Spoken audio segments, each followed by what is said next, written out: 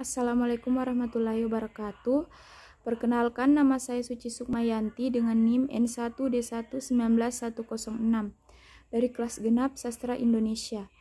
Pada video kali ini saya akan mempresentasikan tugas kajian wacana bahasa Indonesia mengenai materi analisis wacana kritis. Baik, langsung saja. Analisis wacana kritis merupakan sebuah upaya atau proses penguraian untuk memberi penjelasan dari sebuah teks atau realitas sosial yang mau atau sedang dikaji oleh seseorang atau kelompok dominan yang kecenderungannya mempunyai tujuan tertentu untuk memperoleh apa yang diinginkan. Artinya, dalam sebuah konteks harus disadari akan adanya kepentingan. Oleh karena itu, analisis yang terbentuk nantinya disadari telah dipengaruhi oleh penulis dari berbagai faktor. Selain itu, harus disadari pula bahwa di balik wacana itu terdapat makna dan citra yang diinginkan serta kepentingan yang sedang diperjuangkan. Analisis wacana yang dimaksud dalam tulisan ini adalah sebagai upaya pengungkapan maksud tersembunyi dari subjek penulis yang mengemukakan suatu pernyataan. Pemahaman mendasar analisis wacana adalah wacana tidak dipahami semata-mata sebagai objek studi bahasa. Pada akhirnya, memang analisis wacana kritis menggunakan bahasa-bahasa dalam teks yang dianalisis, tetapi bahasa yang dianalisis dalam analisis wacana berbeda dengan studi bahasa dalam pengertian linguistik tradisional. Selanjutnya, Toon van Dijk pada tahun 1998 menyatakan bahwa analisis wacana kritis dimulai untuk menganalisis wacana-wacana kritis, antara lain politik, ras, gender, kelas sosial, hegemoni, dan lain-lain.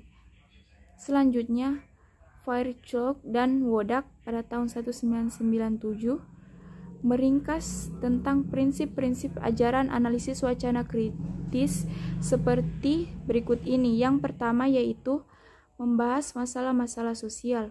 Yang kedua, mengungkapkan bahwa relasi-relasi kekuasaan adalah diskursif. Yang ketiga, mengungkap budaya dan masyarakat. Yang keempat, bersifat ideologis. Yang kelima, bersifat historis. Yang keenam, mengemukakan hubungan antara teks dan masyarakat. Yang ketujuh, bersifat interpretatif dan eksplanatori.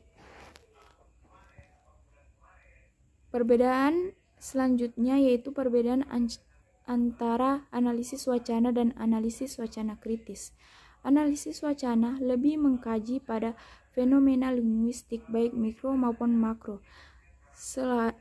Sedangkan itu, analisis wacana kritis menganalisis fenomena wacana yang berhubungan dengan sosial masyarakat, yakni menggali alasan mengapa sebuah wacana memiliki struktur tertentu yang berhubungan sosial antara pihak-pihak yang tercakup dalam wacana tersebut. Baik, selanjutnya yaitu analisis wacana kritis untuk menggali suatu ideologi. Secara harfiah, ideologi berarti ilmu tentang ide-ide sesuai dengan perkembangan zaman, perkembangan ilmu dan pengetahuan. Batas ideologi adalah suatu sistem nilai atau gagasan yang dimiliki oleh kelompok atau lapisan masyarakat tertentu, termasuk proses-proses yang bersifat umum dalam produksi makna dan gagasan. Pada analisis wacana kritis mempelajari tentang dominasi suatu ideologi serta ketidakadilan dijalankan dan dioperasikan melalui wacana. Ideologi merupakan konsep sentral dalam analisis wacana kritis. Misalnya, wacana sastra adalah sebuah ideologi atau pencerminan dari ideologi tertentu. Ideologi ini dikonstruksikan oleh kelompok yang dominan dengan tujuan untuk memproduksi dan melegitimasi dominasi mereka. Salah satu strateginya adalah membuat kesadaran khalayak bahwa dominasi ini diterima secara taken of granted. Ideologi dalam hal ini secara inheren bersifat sosial dan analisis wacana kritis melihat bagaimana melihat wacana sebagai bentuk dan praktik sosial.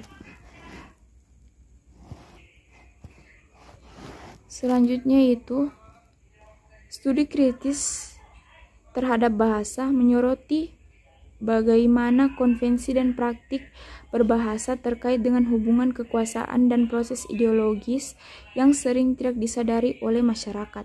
Beberapa pokok pikiran tentang studi kritis terhadap masyarakat yaitu yang pertama, wacana dibentuk oleh masyarakat. Kedua, wacana membantu membentuk dan mengubah pengetahuan serta objek-objeknya, hubungan sosial dan identitas sosial. Yang ketiga, wacana dibentuk oleh hubungan kekuasaan dan terkait dengan ideologi. Yang selanjutnya, yang keempat, pembentukan wacana menandai adanya tarik ulur kekuasaan. Yang kelima, wacana mengkaji bagaimana masyarakat dan wacana saling membentuk satu sama lain. Mungkin itu saja materi dari saya. Lebih dan kurangnya mohon dimaafkan. Assalamualaikum warahmatullahi wabarakatuh.